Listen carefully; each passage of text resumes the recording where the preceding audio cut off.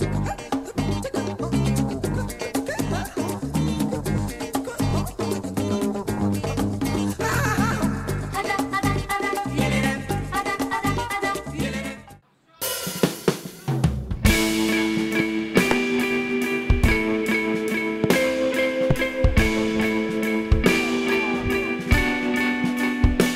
Rouges de la Saint-Pauloise contre les Verts de la Saint-Louisienne, deux poids lourds du football réunionnais qui constituent la tête d'affiche du trophée Tigayar 2013. L'un est tout simplement le vainqueur du championnat 2012, l'autre celui de la Coupe régionale de France.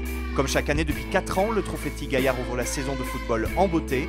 En programmant 2 matchs de haut niveau dimanche prochain au stade olympique de Saint-Paul, il s'inscrit comme un grand événement populaire de début de saison. L'objectif, c'est faire en sorte qu'avec un tarif peu élevé, que les gens soient très nombreux. Il y a 4 belles équipes sur le terrain pendant cette compétition et les gens, et s'il y a un caractère officiel, parce que ça dépasse le cadre du match amical. Et les gens maintenant ont pris l'habitude de venir au trophée Tigayar. Ça fait partie des mœurs du football local. Après la trêve estivale et les transferts de joueurs, le trophée Tigayar est aussi l'occasion pour les supporters de découvrir les nouvelles moutures de leurs équipes. 3 semaines avant la reprise du championnat. C'est là où on voit si les équipes sont renforcées, on voit la qualité des équipes. C'est à ce moment-là, je crois que ça donne une petite idée du championnat, ce qu'on va prétendre cette année. Pour la Saint-Pauloise, on ne change pas une équipe qui gagne. Les Rouges ont remporté 4 trophées majeurs ces 3 dernières années et ne comptent que 2 nouvelles recrues cette saison.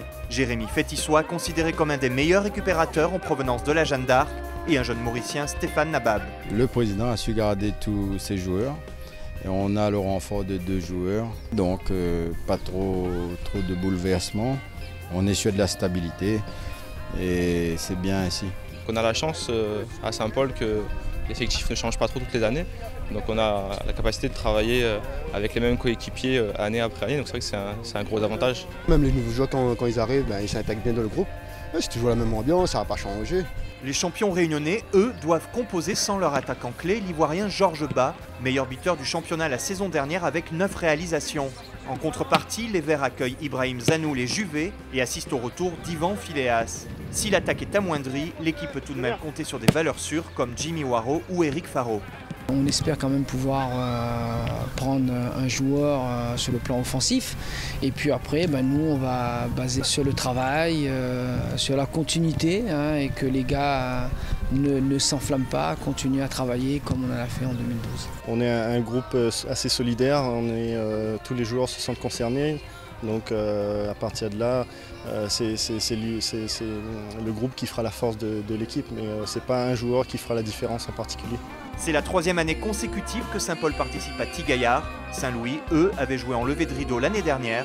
Autant dire que les 2 équipes connaissent particulièrement l'enjeu de la rencontre. C'est toujours important de jouer ce genre de match.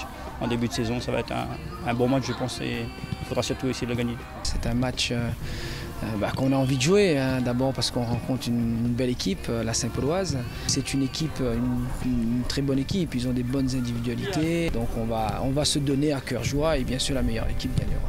Ils sont costauds, il va falloir compter sur eux. Ça va être un beau match en tout cas. La dernière rencontre officielle entre ces 2 équipes remonte à l'avant-dernière journée du championnat. Un match chargé d'émotions. C'est ce jour-là, en gagnant 1-0, que la Saint-Louisienne est devenue championne de la Réunion. La revanche promet donc du grand spectacle.